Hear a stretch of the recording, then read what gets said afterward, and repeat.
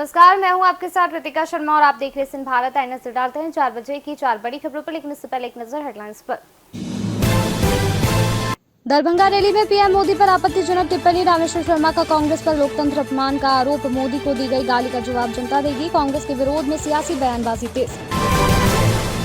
इंदौर में जल्द दौड़ेगी डबल डेकर बसें। AICTSL खुद खरीदेगी बसें। गणेशोत्सव तक पूरी होगी टेंडर प्रक्रिया। मॉडर्न ट्रांसपोर्ट से जुड़ने को तैयार इंदौर। सिंगरौली में NCL के सामने विस्थापियों का जन आंदोलन। प्रभावितों परिवारों ने उचित पुनर्वास मुआवजे की मांग की। NCL प्रबंधन की लापरवाही पर ग्रामीणों का आक्रोश। रीवा के बिच्छा अस्पताल का नया OPD भवन हैंड ओवर से पहले ही जर्जर। निर्माण में करोड़ों खर्च, दीवारों में दरारें पुट्टी से छिपाई जा रही है। डिप्टी CM राजेंद्र शुक्ल के ड्रीम प्रोजेक्ट को गुणवत्ता का झटका। 4 बजे की 4 बड़ी खबरों पर विस्तार से चर्चा करेंगे। उससे पहले आपको बता देते हुए 4 बड़ी खबरें कौन सी है। आपको बता दें कि पहली खबर जो है भोपाल से आ रही है, दूसरी खबर इंदौर से आ रही है। आपको बता दें कि तीसरी खबर सिंगरौली से है और चौथी और आखिरी खबर जो आ रही है वह आ रही है रीवा से। बात करें पहली खबर की तो पहली खबर राजधानी भोपाल से, जहां पर दरभंगा रैली में पीएम मोदी पर आपत्तिजनक टिप्पणी की थी। रामेश्वर शर्मा का कांग्रेस पर लोकतंत्र अपमान का आरोप लगाया गया है। मोदी को दी गई गाली का जवाब जनता देगी। कांग्रेस के विरोध में सियासी बयानबाजी तेज है। दूसरी खबर इंदौर से, जहां पर इंदौर में जल्द दौड़ेगी डबल डेकर बसें। AICTSL खुद खरीदेगा बसें। गणेशोत्सव तक पूरी होगी टेंडर प्रक्रिया। मॉडर्न ट्रांसपोर्ट से जुड़ने को तैयार इंदौर। तीसरी खबर सिंगरौली से, जहां पर सिंगरौली में NCL के सामने विस्थापितों का जन आंदोलन। प्रभावित परिवारों ने उचित पुनर्वास व मुआवजे की मांग की है। NCL प्रबंधन की लापरवाही पर ग्रामीणों का आक्रोश देखा गया। समाधान न होने पर धरना प्रदर्शन जारी रखने की चेतावनी भी उनके द्वारा दी गई है। चौथी और आखिरी खबर रीवा से आ रही है। आपको बता दें कि रीवा के बिच्छा अस्पताल का नया OPD भवन हैंडओवर से पहले ही जर्जर निर्माण में पहुंच चुका है। निर्माण में करोड़ों खर्च हुए, दीवारों में दरारें पुट्टी से छिपाई जा रही है।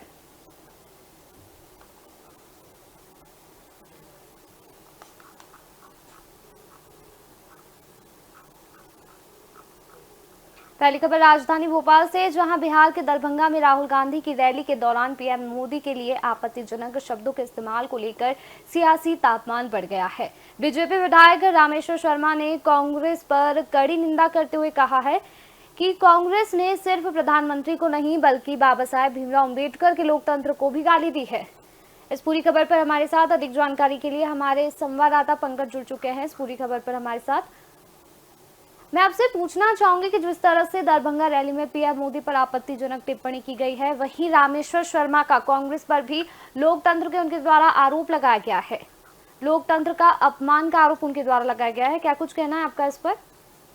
देखिए, जिस तरह से दरभंगा में जो रैली हुई, कांग्रेस यूथ कांग्रेस के बैनर के तले वो रैली हुई थी, और उसमें जिस तरह से प्रधानमंत्री नरेंद्र मोदी और उनकी माँ का नाम लेकर जिस तरह से अशोभनीय और अपशब्द टिप्पणियां की गई, उसको लेकर अब भाजपा पूरी तरह से आक्रोशित है। भाजपा का कहना है कि बड़े नेताओं की मौजूदगी में, मंच पर बड़े नेता मौजूद थे, तेजस्वी यादव मौजूद थे, राहुल गांधी मौजूद थे, इन नेताओं की मौजूदगी में अगर इस तरह से कांग्रेस पार्टी व्यवहार करेगी तो कांग्रेस का चाल चरित्र और चेहरा, फिर उन्होंने वो एक सवाल खड़ा कर दिया है कांग्रेस के ऊपर। और प्रधानमंत्री को तो ठीक है, आप उनकी स्वर्गीय माँ के खिलाफ अगर किस तरह से कोई बयान दे रहे हैं, आप उनके खिलाफ अशोभनीय बात कर रहे हैं, तो उसको लेकर के भाजपा का आक्रोशित होना बिल्कुल सही है। और आज विधायक रामेश्वर शर्मा ने इसको लेकर भारतीय जनता पार्टी का इस तरफ से अपना पक्ष रखा और उन्होंने कांग्रेस को इस पूरी घटना के लिए दोषी बताया। रामेश्वर शर्मा का कहना है कि कांग्रेस का चाल चरित्र चेहरा इसी टाइप का है। वो कभी भी किसी भी चूंकि उनकी माता, प्रधानमंत्री की माता का स्वर्गवास हो चुका है, उनके बारे में अगर इस तरह की बात कर रहे हैं तो ये किस तरह से देश के संविधान के हिसाब से चलने की बात कर रहे हैं। और ये एक बड़ा आपत्तिजनक है। उन्होंने कहा है कि जनता इनको सबक सिखाएगी। जी, वही इस पूरे विवाद में अन्य विपक्षी दलों की क्या कुछ प्रतिक्रिया देखने को मिली? देखिए, अभी इस पूरे मामले में किसी अन्य दल की तरफ से कोई प्रतिक्रिया तो नहीं आई है, लेकिन आप पुराने जो अनुभव है, जब जब किसी भी चुनावी रैली में या चुनाव के समय पर प्रधानमंत्री नरेंद्र मोदी को या उनके परिवार को या उनसे जुड़ी हुई किसी भी चीज को लेकर राहुल गांधी ने स्वयं भी एक बार नारा दिया था कि चौकीदारी चोर है। उसके बाद जो चुनाव परिणाम आए थे वो भी काफी देखने आए थे कि किस तरह से कांग्रेस का सूफड़ा ही साफ हो गया था। उसके बाद राफेल के मामले में भी राहुल गांधी ने प्रधानमंत्री नरेंद्र मोदी पे आरोप लगाए थे। उन चुनावों में भी कांग्रेस को अच्छा खासा नुकसान हुआ था। तो कांग्रेस इस बात को जानती है कि जब जब हम प्रधानमंत्री के व्यक्तिगत छवि पे सवाल खड़े करते हैं तब तक हमें नुकसान होता है। उसके बाद भी कांग्रेस के लोग इस बात से बाज नहीं आते और हर चुनाव में कोई ना कोई ऐसी गलती कर देते हैं। जी, वहीं अभी तक क्या कांग्रेस ने इस विवाद पर कोई सफाई या प्रतिक्रिया दी है अपनी? नहीं, कांग्रेस की तरफ से अभी भी कोई प्रतिक्रिया नहीं है। आज राजधानी भोपाल में सर्वदलीय बैठक हुई। उसके बाद एक वोट चोर कुर्सी छोड़ का एक कांग्रेस का बड़ा आंदोलन भोपाल में है। अभी वो लोग राज्यपाल भवन की तरफ गए हैं। वहां जाके वो राज्यपाल भवन को चुनाव आयोग के खिलाफ एक ज्ञापन दे रहे हैं। लेकिन इस पूरे मामले में किसी भी तरह से कांग्रेस ने अपना कोई भी स्पष्टीकरण नहीं दिया है। जैसा कि आपने बताया कि जिस तरह से बयानबाजी देखने को मिलती है और इसका असर जो है कांग्रेस को भुगतना भी पड़ता है, वहीं क्या इस बयानबाजी से आगामी चुनावों में जनता की राय पर असर पड़ सकता है? बिल्कुल, देखिए आप प्रधानमंत्री नरेंद्र मोदी 2014 से लगातार देश का प्रतिनिधित्व कर रहे हैं और जिस तरीके से वो देश का प्रतिनिधित्व कर रहे हैं, लोगों में एक उनके प्रति विश्वास है और उस विश्वास को लेकर उनके लोगों को ये लगता है कि प्रधानमंत्री नरेंद्र मोदी कोई गलत काम नहीं करेंगे। और ऐसे में अगर आप उनकी स्वर्गीय माँ को और उनको लेकर खुले मंच से इस तरह से कोई गाली गलौज या अभद्र बात करेंगे तो जनता उसको बर्दाश्त नहीं करेगी। जनता इस बार फिर इनको कुछ ना कुछ लेसन सिखाएगी, कुछ ना कुछ मैसेज देगी। जी, वहीं अभी पीसीसी चीफ जीतू पटवारी द्वारा भी जो है एमपी की महिलाओं को लेकर के बयानबाजी की गई थी। इसे लेकर के क्या कुछ कहना था रामेश्वर शर्मा का?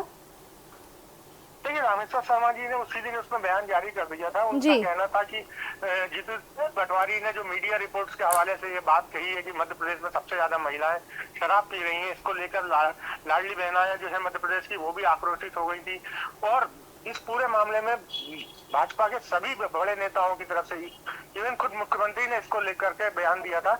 उन्होंने कहा था कि जीतू पटवारी को इस तरह का शब्दों का प्रयोग महिलाओं के लिए नहीं करना चाहिए। मध्य प्रदेश के परिदृश्य में अगर देखा जाए, सिर्फ मीडिया रिपोर्ट्स के हवाले से आप इस तरह का आरोप लगा रहे हैं कि मध्य प्रदेश की महिलाएं देश में सबसे ज्यादा शराब पी रही हैं, ये एक गलत मैसेज जो था। और आज जीतू पटवारी के मंच से फिर ये बात बोली है जी कि मैं अगर लाडली बहनों बहनों को लेकर शराब को लेकर मैं कोई बात कहता हूँ और मैंने मीडिया रिपोर्ट्स के आधार पर, उन्होंने 2-3 मीडिया रिपोर्ट्स का नाम भी लिया है, इन मीडिया रिपोर्ट्स के हवाले से मैंने ये बात कही थी, तो क्या मेरा मध्य प्रदेश में सबसे ज्यादा शराब बिक रही है उसके लिए उन्होंने शिवराज सिंह चौहान और मोहन यादव को जिम्मेदार भी बताया।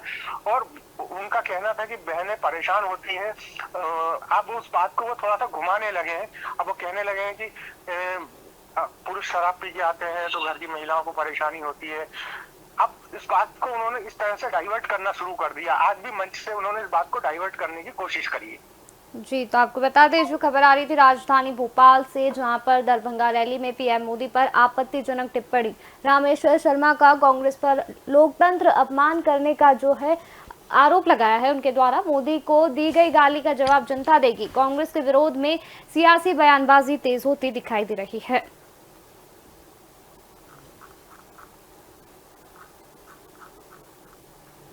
चलिए अब रुक करते हैं दूसरी खबर की ओर, जो कि इंदौर से। इंदौर वासियों के लिए अच्छी खबर है। शहर की सड़कों पर जल्द ही डबल डेकर बसें दौड़ती नजर आएंगी।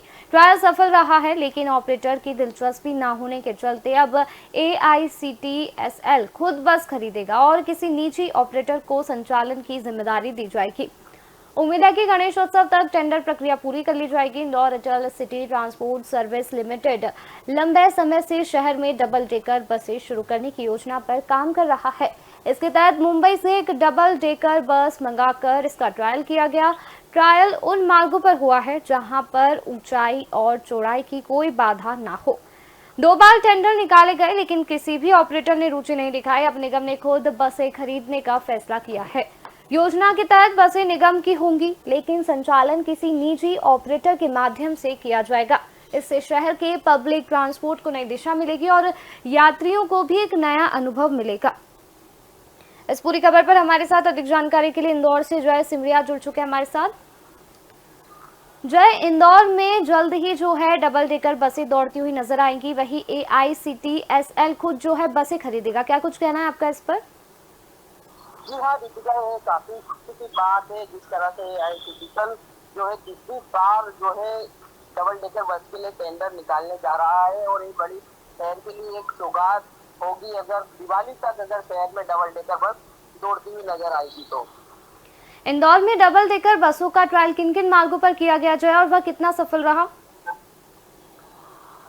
ऋतिका, जिस तरह से बात की जाए ट्रायल की तो अभी तक के ट्रायल जो है 8 से 10 महीने पहले जो है बस का ट्रायल किया गया था और इसको लेकर ऑलरेडी पूर्व के अंदर 2 टेंडर जारी किए गए थे, लेकिन किसी ने रुचि नहीं दिखाई थी। अब लेकिन दलित उत्सव से पहले तीसरी बार ये टेंडर जारी किया जा रहा है और इसका ट्रायल जो है 10 महीने पहले हो चुका है इंदौर शहर के अंदर, जिसके अंदर 7 रूट जारी किए गए हैं।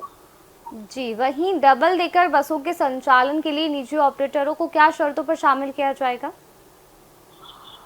अभी तक तो ये बात क्लियर नहीं हो पाई है कि इसमें निजी जो संचालक है उन्हें किस शर्तों पे जारी उनको रखा जाएगा, लेकिन अभी तक बात ये सामने आ रही है कि जो बसों का संचालन है इसमें अभी तक किसी भी जो ऑपरेटर है उन्होंने रुचि नहीं दिखाई थी, जिसको लेकर नगर निगम खुद अब बसें खरीदेगा और निजी संचालकों के हाथों में इन बसों को शहर में चलाने के लिए देगा। जी, वही क्या जिस तरह से डबल डेकर बसें इंदौर के वर्तमान ट्रैफिक, जैसा कि देखा जाता है कि इंदौर में ट्रैफिक को लेकर काफी समस्या देखने को मिलती है, तो ये सिस्टम में सुचारू रूप से फिट हो पाएगी? जिस तरह से बात की जाए डबल डेकर बस की तो पहली बात तो बस की हाइट ज्यादा रहती है और चौड़ाई भी उसकी तकरीबन ज्यादा रहेगी, तो उसके लिए ऐसे 7 रूट तय किए गए हैं जिनकी चौड़ाई भी ज्यादा है और जो मार्गों पर जो है आने वाली जो अधिकांश देखा जाता है सड़कों पर जो केबलें रहती है जी, वो केबलें ना हो, इसको लेकर इन बसों को रूट तय किए गए हैं। मैं आपको रूट बता देता हूँ कौन कौन से रूट जो है AICTSL के द्वारा तय किए गए हैं। पहला इसके अंदर रूट बताया गया है जो कृष्ण पर्वत से बड़ा गणपति तक है, दूसरा राजीव गांधी से निरंजनपुर तक, खजराना से मेडिकल यूनिवर्सिटी तक और बेस्ट प्राइस से बाईपास तक के रूट तय किए गए हैं। बताया जा रहा है इन रूटों की जो है चौड़ाई भी ज्यादा है तो इससे बस जो है आसानी से चल सकेगी। जी, तो आपको बता दें जो खबर आ रही थी इंदौर से, जहां पर इंदौर में जल्द दौड़ेगी डबल डेकर बसें, AICTSL खुद खरीदेगी बसें, गणेशोत्सव तक पूरी होगी टेंडर प्रक्रिया, मॉडर्न ट्रांसपोर्ट से जुड़ने को तैयार है इंदौर।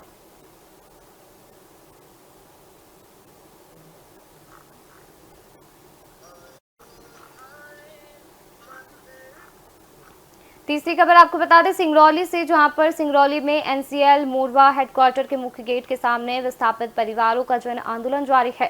सुबह से ही बड़ी संख्या में जुटे प्रभावित परिवार अपने हक के लिए आवाज उठा रहे हैं। उनका कहना है कि एशिया के बाद सबसे बड़ा विस्थापन सिंगरौली में हो रहा है।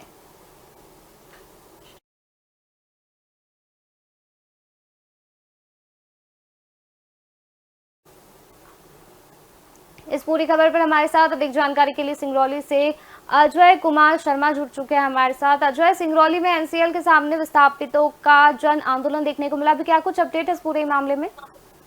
देखिए, सिंगरौली का मोरवा एक ऐसा शहर है जहां पर विस्थापित आए दिन परेशान रहते हैं। इनके साथ NCL प्रबंधन के द्वारा आए दिन शोषण किया जाता है। वजह यही है कि आज लोग आक्रोशित हैं, लोग इतना परेशान हैं कि लोगों को मजबूरन सड़क पर उतरना पड़ रहा है अपनी मांगों को लेकर। वहीं आज NCL प्रबंधन मुख्यालय मोरवा गेट पर हजारों की संख्या में परिवार आज जन आंदोलन कर रहे हैं, आंदोलन का रुख दे रहे। वहीं समाज सेवी अमित तिवारी, विनोद सिंह कुरवंशी के नेतृत्व में आज हजारों की संख्या में विस्थापित परिवार NCL मुख्यालय गेट पर बैठकर अपनी मांगों को जो है NCL प्रबंधन के सामने रखने का प्रयास कर रहे हैं। लेकिन सवाल यह उठता है कि मोरवा में आए दिन ब्लास्टिंग NCL के द्वारा की जाती है जिसकी समय निर्धारित नहीं होती है, जिसके कारण वहां स्थानीय लोगों के घरों में दरार आ जाते हैं, लोगों के घरों के छत गिर जाते हैं, लोगों को चोट लग जाती है, लोग अस्पताल में इलाज कराने पहुंचते हैं और अस्पताल में सही इलाज न मिलने के कारण अस्पताल में लोग दम तोड़ देते हैं। इसी को लेकर आज लोग जो है NCL प्रबंधन के सामने अपनी मांगों को लेकर धरने पर बैठे हैं।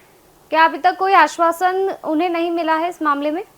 एनसीएल प्रबंधन द्वारा अभी विस्थापित परिवारों को किसी भी प्रकार से आश्वासन नहीं दिया गया, जिसके कारण आक्रोशित विस्थापित लगातार अपनी मांगों को लेकर एनसीएल मुख्यालय गेट पर बने हुए हैं।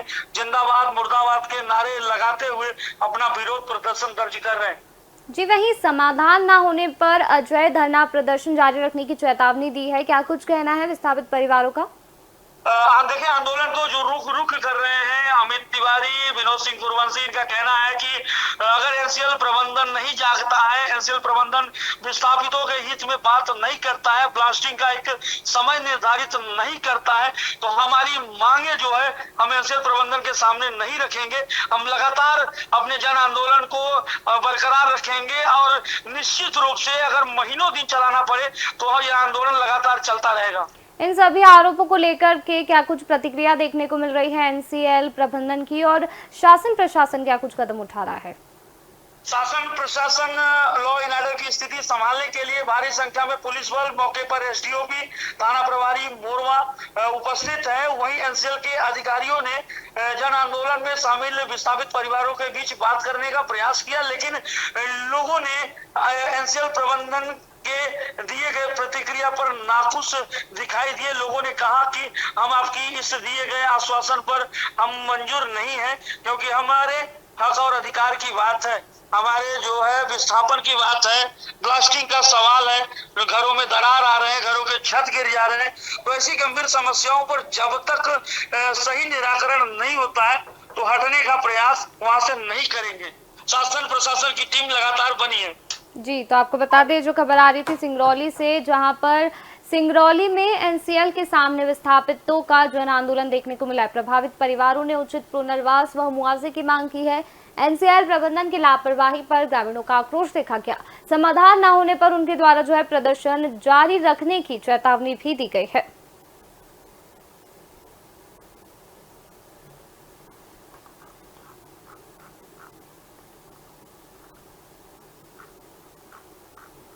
चौथी और आखिरी खबर रीवा से, जहां पर प्रदेश में सड़क हो या अस्पताल कई बार नए निर्माण शुरू होते ही जर्जर हो जाते हैं।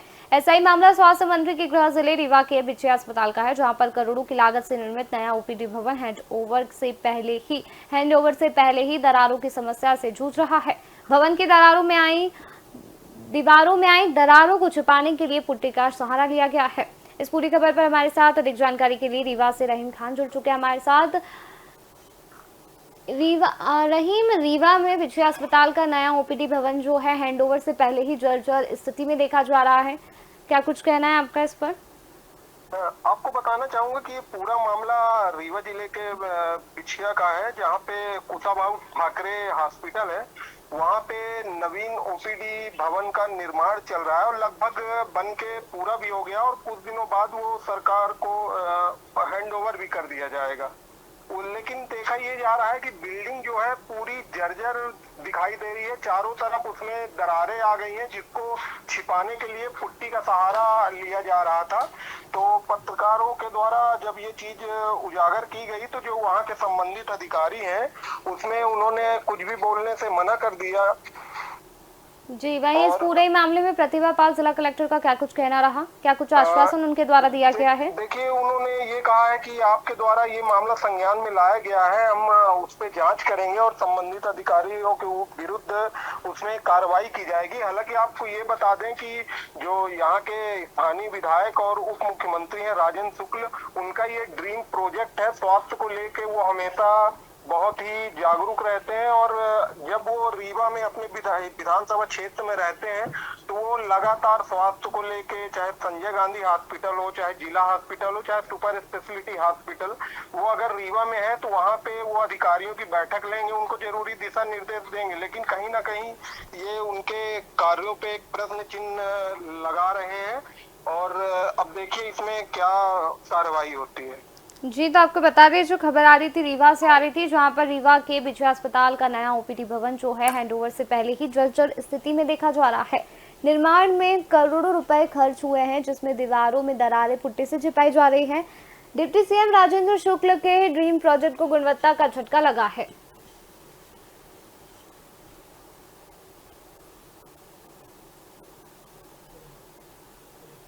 हमारे सभी संवाददाताओं का शुक्रिया। तो यह थी 4 बजे की 4 बड़ी खबरें। फिलहाल 4 बजे की 4 बड़ी खबरों में इतना ही। आप देखते रहिए एसीएन भारत।